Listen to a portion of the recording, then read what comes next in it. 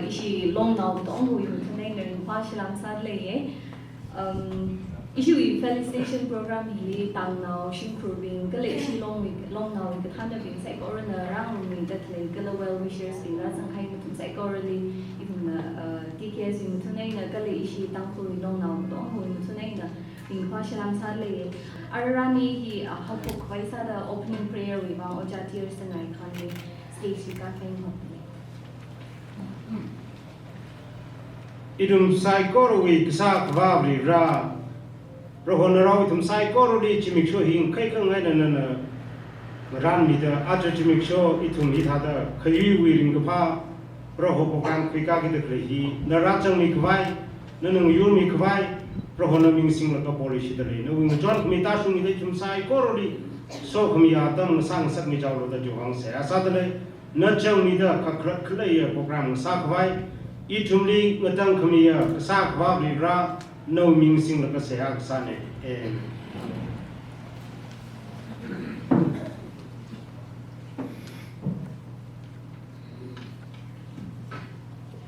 I would also like to welcome Miss Rubaru Lato, who is with Songashim here with us today. Welcome to the felicitation program, especially organized for the man of the hour, Mr. Songashim. So, Songashim Rungsun, he is on Facebook bodybuilder, and Mr. India Mokirang, Mr. India, Mr. India Mokirang, bodybuilder in the thing. And we are so proud that somebody from a small town like Tangkhul can actually bring home the laurels. And this is such an inspiration for the younger generation, for the youths, that when you set your mind on it, then you can always, no matter the hate that you get, if you set your mind on it, you can always win. Jane Songashim Mungsung he modeling mangsa zat laga masal ma hang se gizat milam ning ne he masters social work li kup sang hai ne kala chili lang me da NGOs national being NGOs being the chung khang jon khai ni yak ne he a celebrity fitness trainer dala he sadly Chisel Bangalore li kala the movie gata serial gata li thei da play models being to actors being lang thal ai train sa hai ne Jane he freelance model sadly and a model sa high company being he Air Asia Jane ADM Fossil Jane AGO to being nila and a freelance model sa mere kala of course our makeup achievement kala itum ishi community ishi talui itum India Manipur we makeup achievement hiva Rubaru Mr. India United Continents wing sahine Jane our further introduction he matarang yari tong kali akshida zak mai hang ka se sa da ishi long now kana bing ra sang se Jane Songashim na khangling ka mir now ka bom we na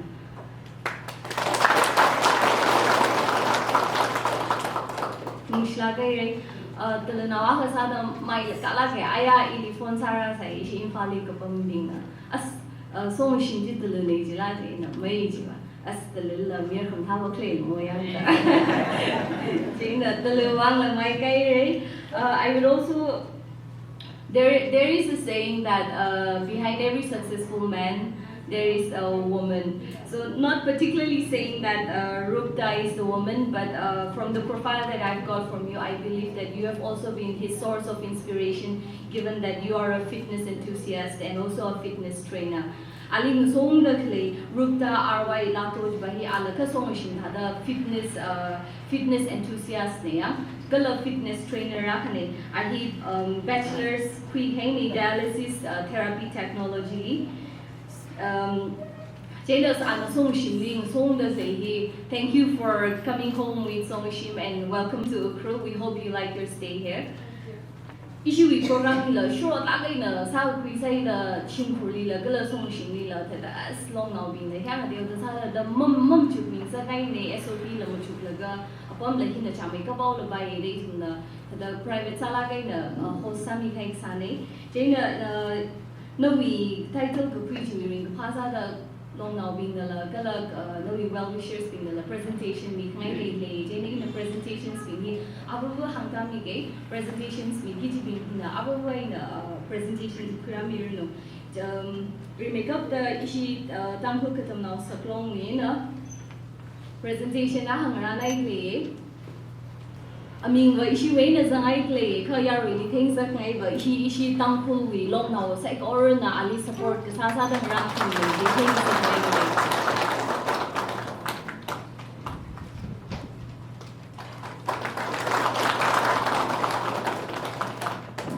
kakani sa da Meiphung production ba shi win ashina la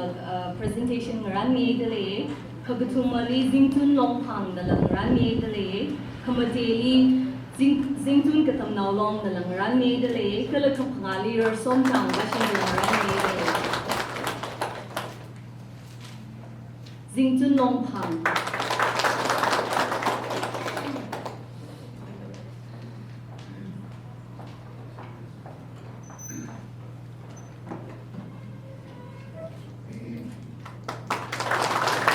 Kumateli Zingtun katam now long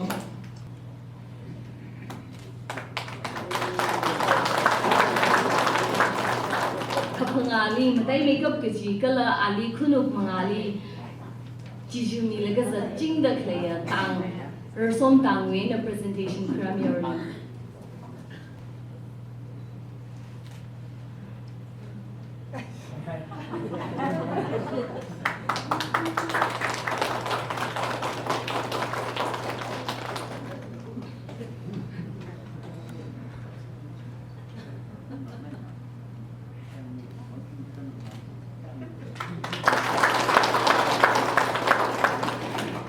Ningshla kaya ari thum na congratulatory note hi long na mi na abung na karon sa inahili kali machilu ka ka ina patam yaw ge sequence remake up the queer shimri rising president TKS kakaneli queer tsem kamkara VP Tangkhul nagalong kagathumali queer na Veronica Zingkai president Tangkhul shinawlong kamateli rimaya kashung general secretary Zingtun longphang kalakapngali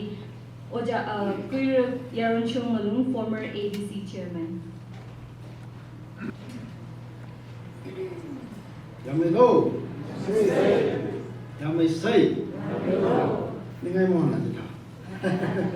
Ningai to may say, drink a part of the very little something get at them, Kala Tangkhul, who we found, mighty Akamne. We love in a Tangkhul, get them also, Tunena, Mr. Songashim Rumsung. The winner, Rubaru, Mr. India, United Continents, congratulate Songashim. Hikata, Meiphung, Meiphung, the Jihi, Ituan, Tang Lakaya, Akan say, Tangkhul, home usually, young Makai, Sukali, the Litum Kaladanala, Hokana, Mama Shumi Banana, Bashum like in a Tang Hakajum Bay, Kajabawa, Mr. Songashim Rumsung of the Revelation, Tangkhul, Pupu Wimang, Manipur Wimang, India Wimang. Hikata Makia, whom over the Itumana, bring a party for the day. Tangkhul of Bingley, and Hikata, Lorette Quipung at the Mitran, Itumna, to say. India will be the most coveted male pageant Athani. He India liver, Miss India is going Miss in a Toka Home, Mr. Digoma Home as it high. He a springboard. International level Washington, international level winner, India leader, Maya Sakiki, Porti. Chatasada Aji, Mr. Songashim, Itumli, hit the Maikia, quick Kung Hitran, Itum, which you quiz. Rakas of Haya, like shipping, the Tom community, Tangkhul will but luck in a pay. Atam Shuranka, Itum, Kamata, Shokan, to take time an excellence at Jeff Savajitran, Kotom from the Vine and Manila, Yokan Kunda, related other. Kunuk from the court at Rai,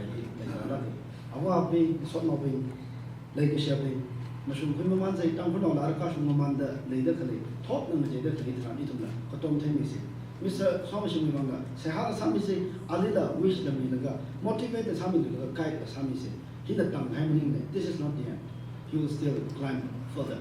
Chitahoga to na, at the Atombaji, the Tom Committee, the Rasai. Kala Aji, the Gasha, Tao, Songashim Lee, you had already been an inspiration for many, for thousands. He had the lady, the Mitran, regarding Somni say, Malang, so I say.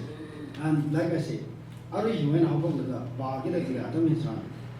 Be an inspiration, be a motivation to your posterities, to your youngsters who are coming behind you. Kachibajida, Angjipangai, Yenam Soda, Ralim Somi say, Mamlai, that's it, Manam, so I say. It always says, bright heads of fall.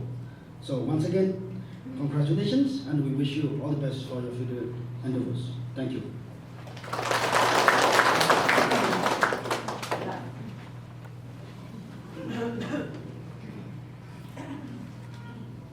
Irin may tani. Ada Chief President go out there, taklo, shonglo, then the bike and make Alameta the Katikasara before I did the tweak any. Adam he rally, cut and cut the sort Katikat, Adamne. In fact, cut day. Nishik, cut day. It from Site Corona, Shimko. Tangkhul, kalau Manipur sai corona, aju, Meiphung, some pengai kita, arui itu pol hitiau lak salala, mansak lak kaya, hi adam some penghirwang, rali itu sai corona, ningsi sai, masot mi sai, adam si President hang ada, tiau ke cheerful mood and kesati ke pamite. Ana awi tak kemen awi tuji yun lui ne in ya mai lo ju mar mai se bang khang ka se ya mai se ya mai lo thank you isi tikes pasili ningsi ko aya talaka isi long nau ku tong na ka tha si den na a miang na na ni si na ma talai sa ma isi si nau long lo Ketong ralaga machine organized the Samuel Hitum, Ketong Chili, operate as I say, the for second machine, the second run take long Lucy. Songashim, Palahai, Ning Yang Lucky. Amiya, Shipabini, CM, some of Pumji, net the Mamata, the Tamada, Kayangli shop like Niat shop unta by the shop young unta jena. It produces how to do it. You sat at your grave in Hagin in Ilo, Jami away. That much your parents, the whole parents of Tangkhul will legacy. The tears of joy, it's much better than the claps of millions. Kejijang, jia aja no ena somehow. Nashaban, aja kya kering harapji beyond imagination itu. Rubaru sada, the heart of parents ang sada aja. On behalf of the entire Tangkhul parents, are really proud of you. Jiwang berani ningsi di akten kedai. Yung power jar among the second, Trakatale, Dialiner Talui, a Rubaru, Mushoya, Kanaju, drink a power jar at the head. It will be into initiating pay. Yoke, you come off that during the park in the Sasra, who could come with the emotion of Sas. Panic. I also extend the congratulations of the whole entire Tangkhul community to our sister who accompanied here in this very auspicious occasion, coming along with Songashim from all the way from faraway land. We really value your presence here. May God bless you. So, you come to know. Sang may the varano. Abu Abala. Kalau Tangkhul la, Nakala, Chief Minister and the state will on behalf of na aju hit hada congratulate saji raun kai khang khaya sok ni ning shin ye chi tharano tangkhul ku tong thun sa da ina itum custom ka sa ba raun ning singa hak simang ki kurak mai na so mi ngai khang ning ka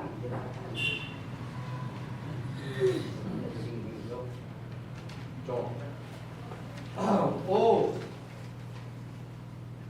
지금 레이성 존메 이거 뭐 사이코로 익사 와 니양 락코 당불리 매팅릭 카야 야르쇼 들리 그 외나 허나이나 매 앞라고 심불리 아주 나오야 송심 이타다이 불리 마이크 아프니 니영 락하이코 비란나나 벤메터 니영 메저에 강전 그또는 집뱀이다 아위 와우기 지사이코르리 야메르노 글람하이데로 그시 숍더 그파 라점이다 그파디나 뭉다 웅럼 텝데 메르노 아멘 아이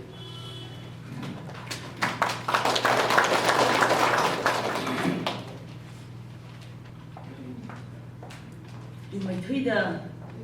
tam hôn cái đầm nào lòng thì những cái gì phong số về khi vang lên chỉ là cái hít thang giá cái cả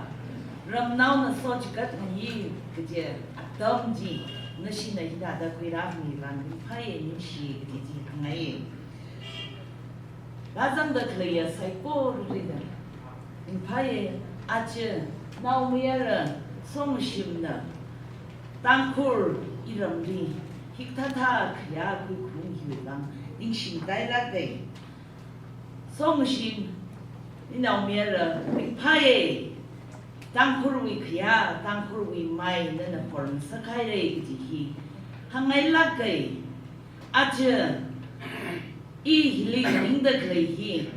이 Tangkhul 신au 사이코를 왜 매우 가이는 인데 그레고 Tangkhul 신au 사이코를 히리라가 너리 야보 성심 나오미야라 아빠 빙파에 더 말하는 만네 아더무야 티슈다 카 너븐라 나존라 사이코를 너는 닝르가 그영지 드라지 이 Tangkhul 코 너위 너븐라 너저븐라 코더 Tangkhul 위 너션 그존 너바이라가 설트리 주이방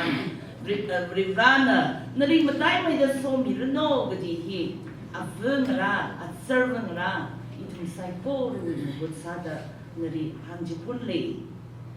아지 아바븐라느라 히 항상 나오가 아바븐라느라 요 Tangkhul 송심 Tangkhul 네다 Tangkhul 위 뭐쭌 나오 아까 10 타나시제 깍카링 바르도 깍카마야르도 더프닝고 이름 나오빙 신나오미야 나오 사이코르 이툼 이름 Tangkhul 위 그홀제바 이툼 위 사리 셔가이나 지태기 지사오기다 제바 지태기 상가예 송심리 항아예 나나 아범다 프리사 사르라 이 Tangkhul 네 그지위 아마쭌 아카 지바 Sanggapai adamni shijin gapai adamni shijin milo jithakana Tangkhul nei ji thairo ko apam ta bri ba gai ji tranji Tangkhul wi am chuji apam to ngani shijin gapai ba mani mani ka shijin gapai apam gapai jire ba Tangkhul wi am chuji ka shijin milo gji hi avung ra itum miyuk sada itum wi ning jam ji sada hangaye 송심의 아브 아이나 아바브리 무엇 민가예 히그타 나오 라가 그이히 너니의 나오 메르나 히타 가이히 Tangkhul 사이코르 위방 너니나 칸가이로 그지히 라 항아예 아브 아이나 아바브 닝시시 하이고 그지히 Tangkhul 시나오롱 웬툰 아이나 항아이 비시데 송심 나오 메르 너브 아이는 너바위 속 미제바 너는 그리 그 서트라 뭐라야라 프로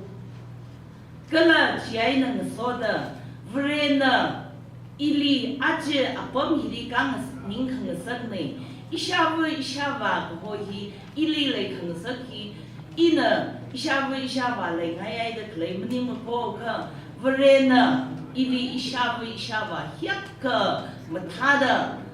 leng sak hai ko ji kala ili vrena aja abam hi khanga da clay vrena ra clay i wi ka them hang mayai da nei ma chi hai rak la vredi mam lai rak ro ji hangai ye iram nau bing the chung ka hikata kiga kamatha successful sarak hai the chung na le bam hai te khanghan apong aina maning la la wat pam wi aina ra apong the chung hai na le hai le kai I Tangkhul adam the chung ga jari ithum humble masamane ithum ina saga koi ne gi thada ara jiri yang ghai ra ga Tangkhul ko kara ichi cha wi mi rin ji mrai ga hai wi fang ai na khaya maka gi ji maka lak ka ja apong na ga chung ka samang go hidran adam ni Songashim ni hangai ye humble saro malang so thui hai alo ka vredi ji han ga hi iwi hi vred na khamina ji ai na humble samai ra ga zatro ga ji avang na I ding dong wi saya sa po kala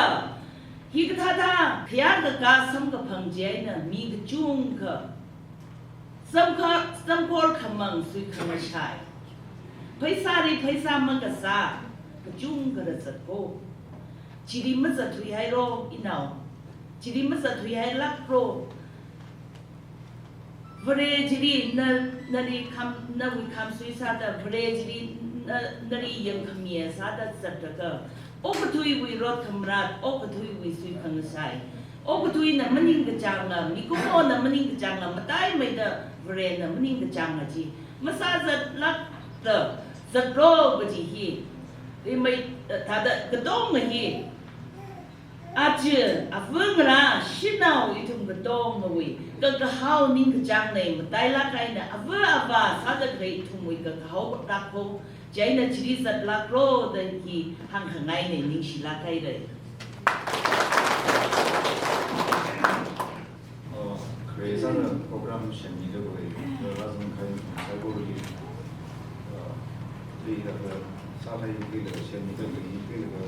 ni na be 이시 Tangkhul 나가 증분동 방 저면 뭐라를 돼. 그 hilima ka ming ri se ji ka ning yang mung zui. Ye na yu me tui de congratulations ki ya si da de bi si da. Nai ka la ina hang nai yu a mang le ji ba Mr. Songashim. Awi la nan na za ba ki de li ma sha pra me de bi. Chui khmai step ji a si tengai fe ji ina ngai ka la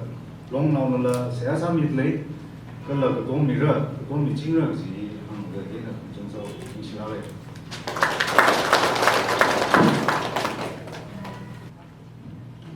Good afternoon, everyone.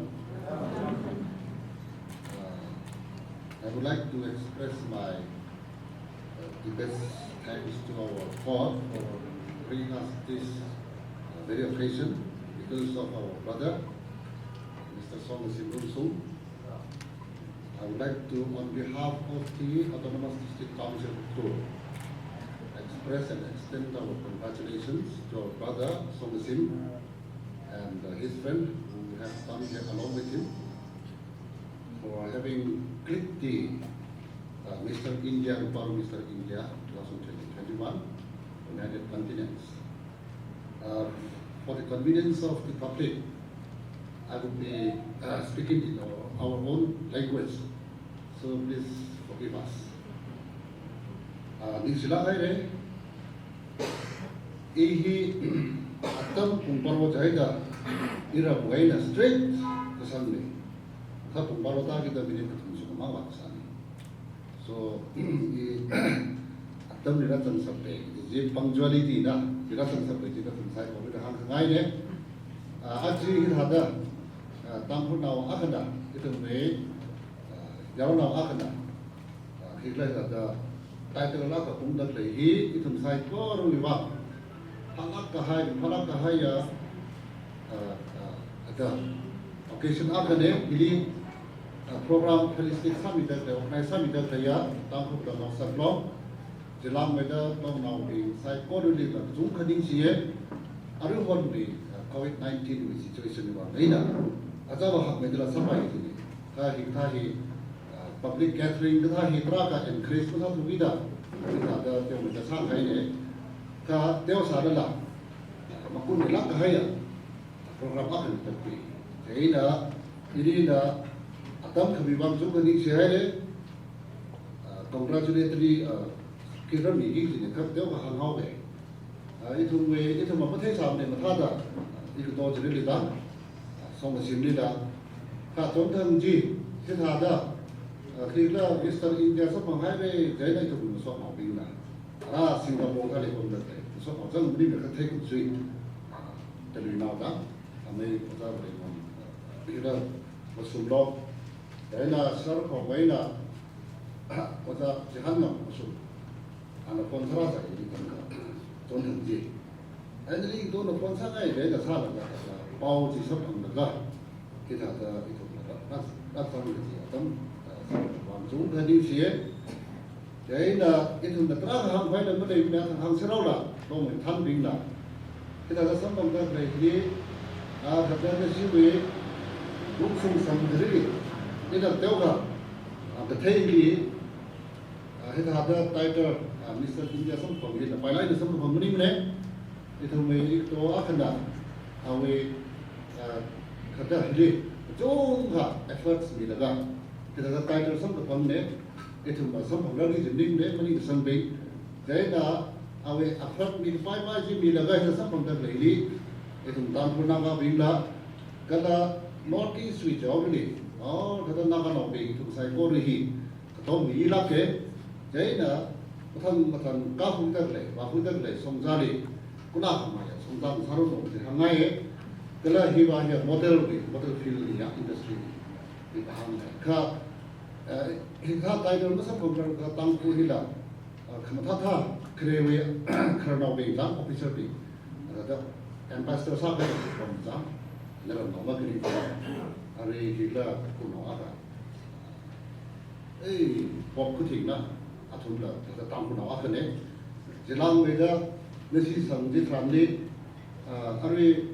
oja suisa yang muso are sung ta we NB sa ba ji yuri thana ka ne ये खुले तो अपने लोग सब शादी ये बता रहा हूँ थे कि कहीं ना कहीं आरएस मसाकुई Rousseau from Lamlang ya ahila ambassador साथ थे country aku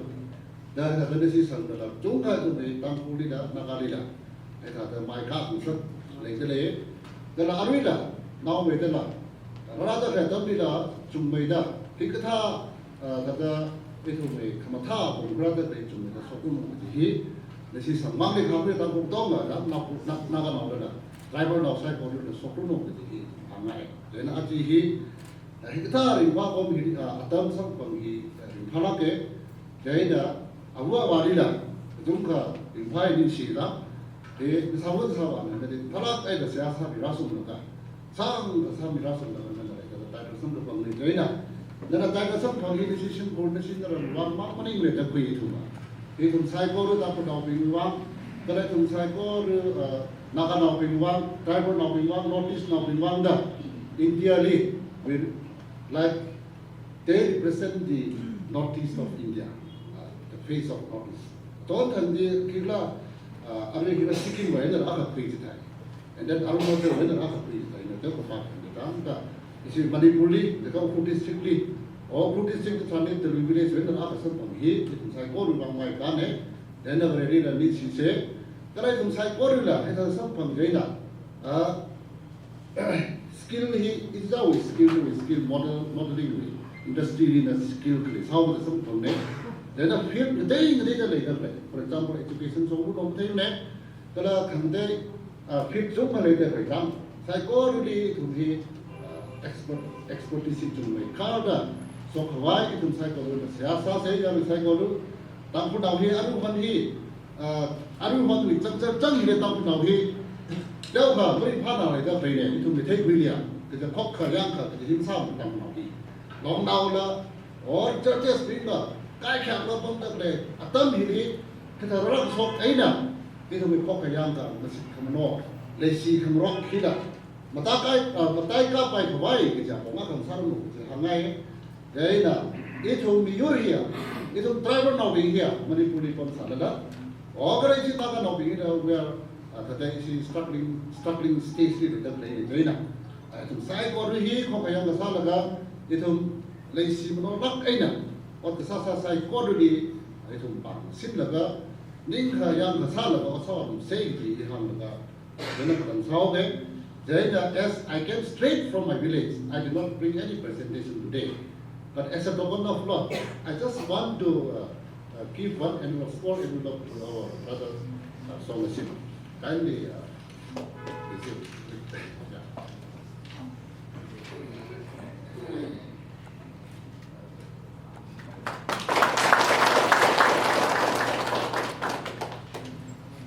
Ara itum na hon ching na hon nak le ara itum na Mr. Songashim sungweng na speech khang na sam hang rai jim sam hang rang ka in mention ka sa ha mi sau sa hai na hi Rubaru Mr. India United Continents title himang sam hang meaning la winner of best costume la sam hang jine ana itum wi Tangkhul wi sari shaksa laga ana chili pageantly ka zari wangai la itum wi Tangkhul wi sari shakina mathamai ka beje da chi ana chili award sam ka phang ka sa ne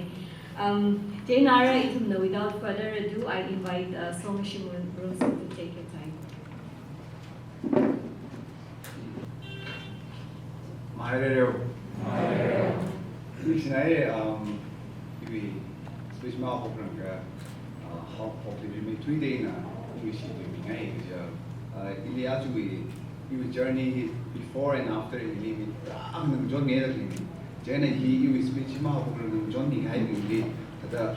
mi trang na jon ni le ka to li man ni shiram ra man ni shiram ra ka da especially da jon ni hai le na tyo me ka anin je hang dam ni da ni singai na Jana firstly uncle very Singapore li kom ta le ba ana ka to nga ju khung li kan dek la chief minister li la kan dek sa mi or da de shong ba di ji ungi ji ba gi ji to ana da support sa la ga kan dek sa mi da li je sa mi la ga ju li successful sa la ga ni shu me ni je na li ni shina ya la ga ka ne li issue honorable chief minister ana aya da ia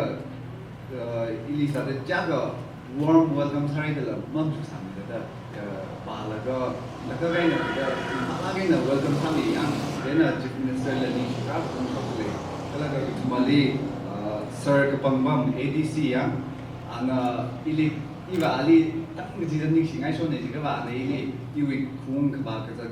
all the young Sam Mission, Akajiga, the Sia Sakuno, Pisarno, then let the young Sam Mission, then Ali Shrap from Shongai, like a Amiri Sham there. Hey, I may say, I'm lady, please sign and join me like we Mr. India Bagiji before ya, Mavaranga family, like MLA Kushim, Iwi, whom we get company Henya, like sorry, Aaron, so Nalum, German ADC, Iwi, so we get here and company Henny General English, the function idly, Salila, like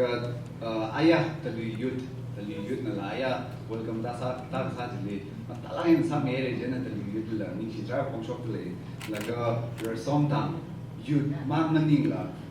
ava ba ta there sometimes le da le tong na da le sila ga na chinawara ka sa da nawara nawa ka sa da welcome warm salain welcome sa mi ti le ni jar da ya jena isi tang na ni si drive from shop le laga ajui for some programs in Gamma, TTS, DNL, National Long, Tangkhul Long, like Simtun Tangkhul Long, you should drive upon shop to India. May it's a community that the support Musang Rockova, Kaliba, Ram, and the community that the Kiaka, Nagan support some of the Ishinai, not to me, I may know the association with Omani. Kalau truly SB lah, ini secara fungsi wilayah escort kari kini tajin ni fali bagai ini talangin escort sama bermain yang Jadi equally aspirasi la mungkin orang macam within isi sini sekolah kaya sini yang terjolak kaya sini kaya na how waktu hangai je berilin silapnya berimani sahaja ini hidiari hiwi level ini kan ini sama yang ini na muncul laga sebenarnya kita dalam muncul di sana tidak misalnya imang witalin lamni ya berena sok di wangai ni na sahab tak lagi jadi berilin ning si terang muncul ya laga kita hari juga mai mitra la kerjaan cahaya le kerjaan ini la news la kita muncul ini mai isya mai kini karavan apa Tangkhul kemarin kalau Tangkhul kai na kan dia orang tu ni ya jadi isya mai juga tunjang baik lah atau tunjang aliarai wangai na kan dia orang jadi na cuma mending lah ini na kita hari juga ni la gue ni ada hiwi topik ini sangat ada buat sangat kerja cuma ingran ni ada tentang ciri syawi syawali mapi mabam sakla tentang kita jauh sakla bam sakla ini satu naya jadi na apa kete yang hiwi soal nawi apa ni kita ada masam pengusik baik kerja ini ada tentang kita hard work le kau cai jang jualan ini social work kerja ini ada firstly he science science say the community taught we or now the within to me younger generation what some sangai ni social work by you okay ang jenis saban le impala aina biaya jenis saban le mission kami kelari masters in social work kupsang kai ni jang laga NGOs di orphanage kita youth kita le traga what sa ini kaba himang hi gai na ini complete pun sama itu ya Mamaning lah ini tada modeling field lah interest ka bawa kaba social work na modeling field kile ini bina traga kibain na hi combine sa le ini jang na kucing sab ko niya tada ke ji tada unique sangai tangkuli lungli lah or India lah ini unique sangai ya then tada ina tada traga sab ko mai na laga mai tada iwi journey 2018 2019 Mr. Northeast Fine Mokirati top 10 nizam laga Mokirati jena taka ning suida la draga rapa pomeka ikiva musa ni ya ikiva musa la tada reli siasa laga reli kaika ina tada kisah sebujang liang ji tada siasa laga nahan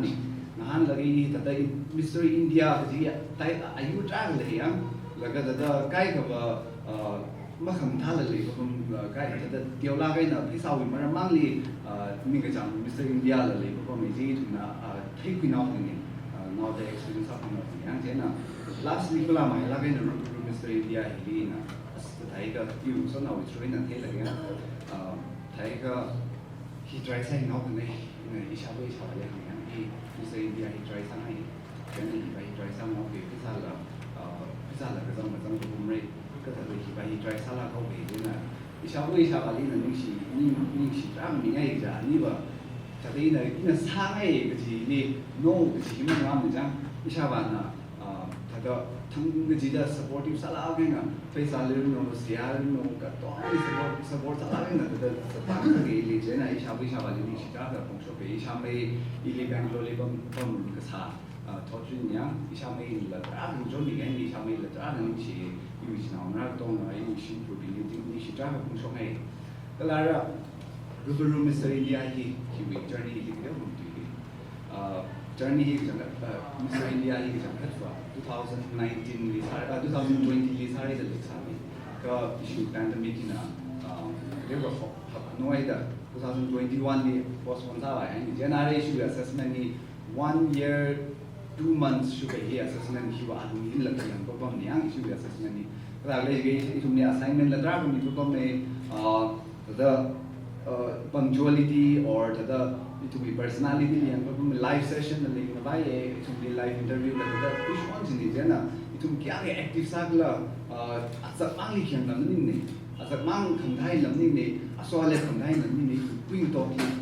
talk li yang mesti ada macam 运动呢讲他哩呢讲个米哩讲历史了，米为忙讲我参米什么了，那你约了个那 potential 的，咱们这那你约了个，呀你哩个参米什么去，大家啥的啊，这你经常我们topic 了，他打从那这阿里了 focus 啥不多的讲，那个其他的那个是么嘛个，咱开干那一股上来，那个中堂 April 5th 哩哩好博是的这个个。因为因为合美搞，个几家连站的，他们个谈类个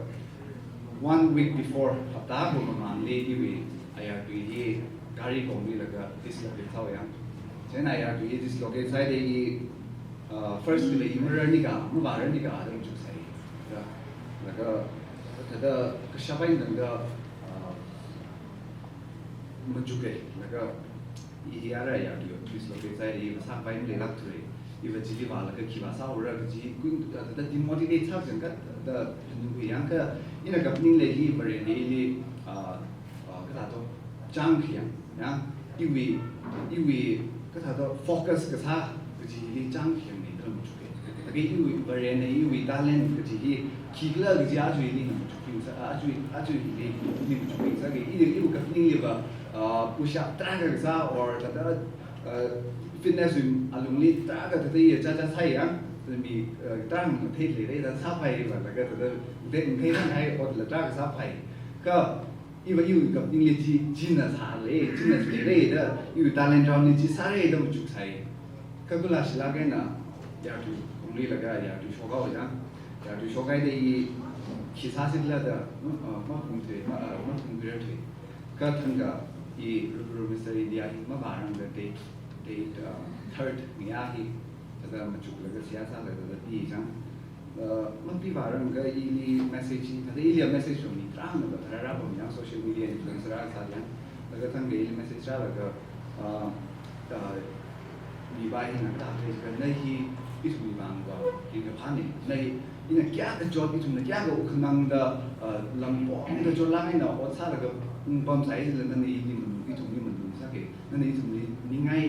ทางสักเนั่นเองตรงนี้น้อง motivate ทางสักเองตรงนี้งานบางสักเองที่ message อาจจะบางปีเนี่ย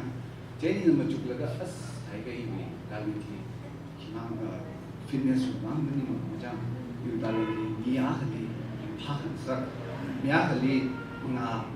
แต่ได้อิมังวิมังนิ่งแล้วมีอะไรจนแล้วก็งานไม่บางสักชอบมีอะไรอย่างนั้นก็ใช่ยังเจนี่จริงมันจุกแล้วก็message pada shume katong pada jin dei ta in motivate sai in inspire sai message ta ka pada hai la mam juk sam ne yang ye hi la yu talent hi le dei da mam juk sam le je na mai ida da yu talent ji da thik bi mam ning lai shui Rubaru Mr. India Iliara mati thang le kutung dang hi internal competition le fitness round la or the photo shoot ka thale ko bi amu khama thale ko bi amu li kya na na confident la ga na o sa shapla ji ya amu ji na li na amu ji li language ta da mam tu la amu ji na kya ga na strong sa na tu shapla ji chila check sa ba ma tu ya kala hai la ga na da ila ka shap pai na da ya wi ba pa hi ma singer sa ma mam thu ra sa la mai da ka khang ma khang ta ba mai ka jimong thur sa la mu ka bli ba confident in ka be jeni shi ya mu photographer ba hi amit khana ji ya ana ahi india top photographer ne an ba hang ba me na ba ga ji li na nu wa bang hi da kya ga dislocate sai sa la amuli ba na ba confident la gen sa shi be jena I totally appreciate you da hang ba me ya jena me itu me Rubaru Mr. India from Hila as a mammy sanlam mammy and I to Yaran Lahi that Queen of the sharp submarine Queen of sharp massage PUZ that like a consistency young like a hard work he Malay cover PUZ must have a very decent done Jimaning la Tina talent roundly or a talent roundly that let's get you now number 13 AC 34 그래서 나중에 망아 이거 막 다가게는 사설 개념 저도 좀 석정도 lum성도 사설 개념 단 살아 or 기미를 살아지 이 닝게와 오장 다른 점이 아니라 제가 이가 방 기lam사인데 공사를 두고 제니 힘을 주고 yang chỉ là cái thật là music nào background music nào sang đi cả là cái motivational speech mình chứ nên speech của mình là lấy cái yêu mình riêng mình speech mình how about đi ili migan na manusia lah ili migan na manusia lah i kau dah lisai ya kau dah lisai syukur main pada lisai laga bina kya ke cik sidai ili manusia lah je kejian hapok laga arira sunda ini asu ili ram ning sam tak li kejiwi motivational speech ni ya jena judges pengen benda ni orang lagi dia bagi ni kan judges pengen benda ni orang lagi ni di ni stand up upload sami ya Mamning la isu 34 contestants yan at mentang le ira sa ni sinay na ito ni mo prin sa amin sa kat dita da rahang si yan na juga alumni competition sa alumni yui apang gi ara ka tha le jiga mai rumai le ka ada anam joni pa shu ni ya jena marak khali ba na ka on quick shop ya on ka sang ji ye ya kate ayar li ba tada remind us ka alumni Songashim alumni Rubaru alumni ucape ya jo ai nung ucape bari ling gawe kina bari le khang gawe kiwang ai ne ili tang sa gawe le mu chi bari le khang gawe bari le pangsham ya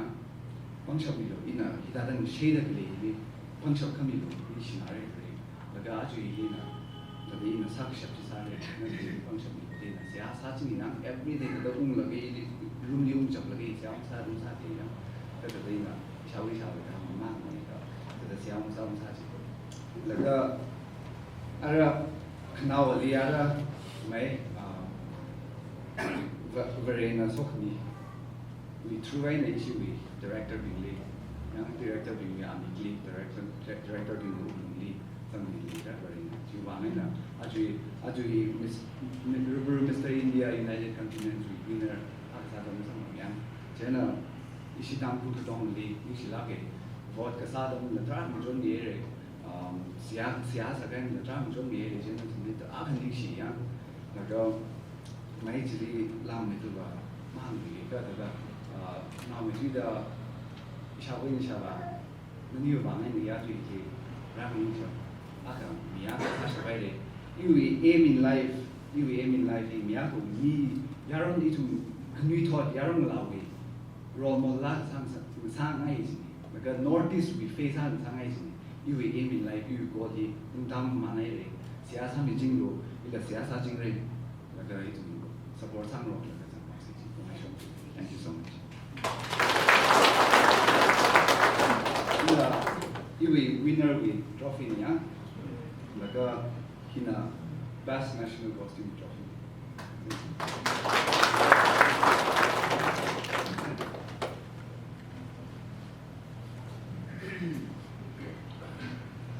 Yari ngali yang galaga kim ju claim matay three ka iba yang galaga awi side pang he the awi code kayo ni ga da ining dio sai le kashir dite kamu kai three another way Mr. India the country in the introduction ni dio missa hai ne Mr. India Miss India gala femina Miss India da ngwa sere ya jena Rubaru Mr. India ga jiba hina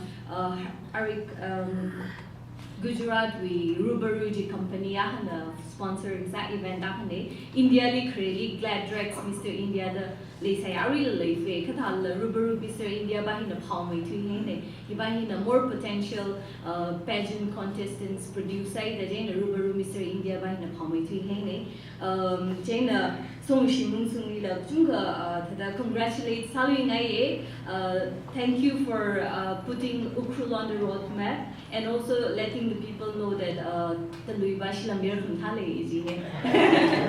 Okay, no, we the only thing that came to my mind was, you gotta do what you gotta do. Okay, Jane Arab ishi kukupak tau say issue we vote of thanks si amai epchan issue we singtun katam now long we president na lang kwika mire kala ana magang ning rang ka issue TKS na lali personally ning shingai ana la issue approach ra sa laga hiwa ifum room da sala gau sei da issue long na tong lian ra thong khni nei chuwang ina na vote of thanks ya ri mi rang ka issue na li mi ngai chine okay jane na atam ka premier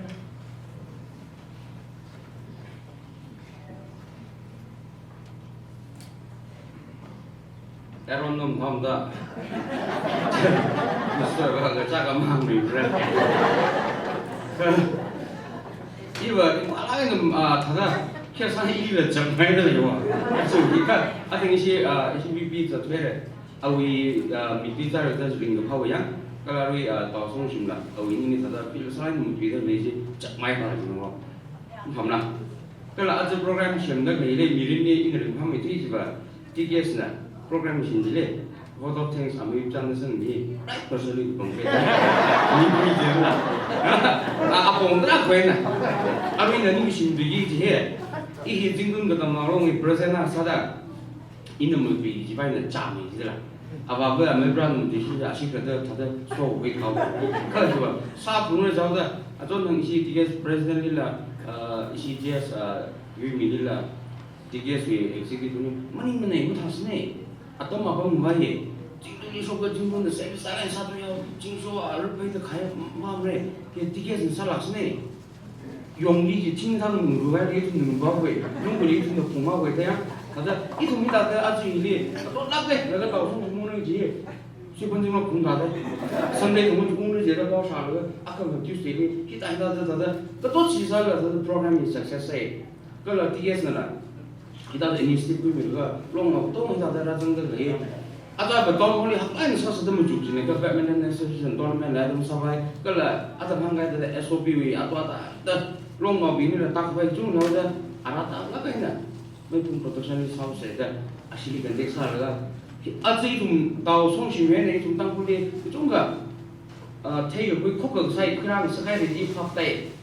ยังที่ก็คือคำสั่งเลยแต่ที่อาชีพก็เลยจะที่ก็เลยภาษาบ้านก็ฮิตาฮิตคำสั่งอะไรนี่ก็ring pai je ni je shui aru hilikan ngun ngara I tha kha chak jiba je ini pin ko nai ja ji la ara hi gori kan te ka sa shi gori mi so ri ni ara mi li jinwa ai hili pom re hili sar ko ja thwe ga ya me phung production ni sio na phone sa na re tha da ho le shi je ka tha re tha da sound system lo ki tha da even bana house se the free and me phung production na chỉ cần được lấy khổ. Nên tụi nhớ cái gì rằng là mình chân chân mình sao mình sử dụng. Thế này thì chế phân này, thằng cái tông bao nhiêu sang sao không nó, đó tông bao nhiêu trăm mình bằng lại vậy đấy, nhá. Cái này tao xong chúng mày vào cái gì, ini what sebelum dah, chúng sekolah sekolah này, ini classmate này, okay, subject ini sao đấy, awak ini classmate này.แต่อีนี่แบบเพลงออกแล้วเลยเต่าส่งชิมเนี่ยมีมั่งกระชามึงเนี่ยแต่ถึงพลังให้เลยนี่เชื่อเลยคือสิ่งที่เราต้องมาลั่งไปเนี่ยตั้งบริบาอาจจะอาจจะนี่สิยูมีนะกันแต่อีเลยหลังซ้อยนะแต่ตอนนู้นนี่สักสักยี่จ้องมีทิ้งกับจิตเลยอีเลยหลังซ้อยได้ผู้เจี๊ยก็ยูนี่มันจุดจีเนี่ยก็อีสิ่งที่มันมั่งดีละจะมั่งดีละตั้งตรงตรงไว้วางนั่นนั่นที่เราก็พาสักไปวางนิ่งชินให้ผู้เจี๊ยข้างในก็แล้วก็เนี่ยก็ทุกมันนี่ลงน้องวิ่งที่แกสงสารตัวเองก็ต้องพูดแล้วอาจารย์มีแต่เผยว่าลงน้องทำแบบนี้แต่คิดได้หรือเปล่านี่สิมีแต่เลยก็แล้วทางพ่อใช้เต่าส่งชิมวยตังก็พักตาละก็ตัวนั้นจะโคตรตังคุยพักมาตามโคใช่อันนี้มีแต่ไอ้เจ้าร่างไอ้ร่างนั้นอีหนึ่งร่างไอ้เลยพ่ออยู่แค่เป็นสี่จีจังไงก็เคยมีจุดแข็งนี่สักเรื่องอีหนึ่งสี่เชี่ยฟ้าแรงจ้ะเฮ้ยเจ้าชอบไปไหมถ้าเขาไม่กินเศร้าเลยเห็นไหมก็อย่างนี้ละมึงนี่เลยทีนี้ละมึงจริงเลยจับ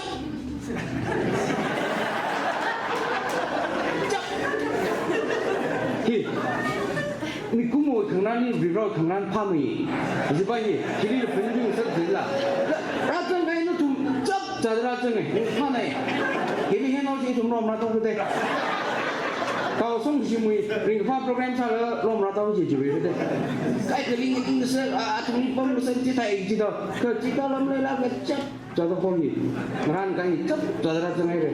รักจังไงทุ่มก็โตเลยara hiliba ila kala jingkung tong nalong ka tong mutun ige su mutun kala taw song shim kala au sung ku tong mutun sa da ing sinai ro ko tom thei sei tum nau de la da ko tom rok sei ya da khok yang ga sa ching sei ba ye hang le ga ga ng sao ga thank you especially thank Rubaru because when I was at my worst. I met with an accident. I couldn't even lift my left shoulder. And during that time, she was there for me as a good friend of mine. And she has helped me in everything, be it cooking, be it washing my clothes, be it cleaning my house. She has done everything for me. So I would like to thank, with all my heart, thank you so much for the help. We Tangkhul, thank you so much. We Tangkhul love you. Thank you so much.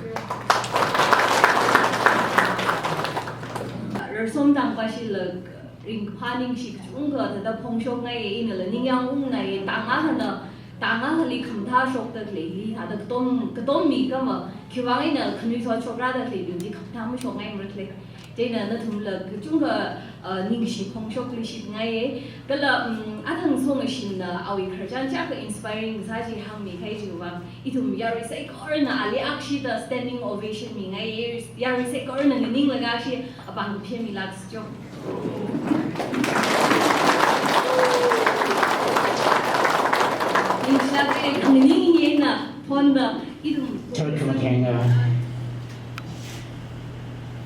Morei pumbil le isia kesaba wa vibran roho itum ari adam yuri ina umya Songashim nana cita da wong tui mangda pa za pa ga shi za mangda hawa la roho na ni khaye shen ji kan ji mi yuan ti le ga bang la a ji hira shung shi cita da aru le ta ida ga mi ling here ra lang so we sari vai vai shi ne nana ngak me lo mi ka mo hi khaya ga da khang bo bong mi ga ban tharani ran so ka mi ne ji ma kha ga chung ga ko we shong ya shong ga sui chung ga ra ri abong ma dei ne dei we ga sui ra ri sai ko ri ji sha pai bang sha phia roho na ma sam le mi ka mo bang sha ban mi lo mi ka mo i chu khang je na mi lo ma ne khang pa ong ji ge da chen me sa ta sa cha pai bang sha phia roho na mang me ina wi mam ra sa na a ji ana shin ko ri yuri kayu vichar tang sector ring pa mai ka khoi khong mi da ri chui ka mai ya o ti sai ko re no ma ri ya chui ka mai ya khaya ka phiran ji kham ga dan da khiran de shi da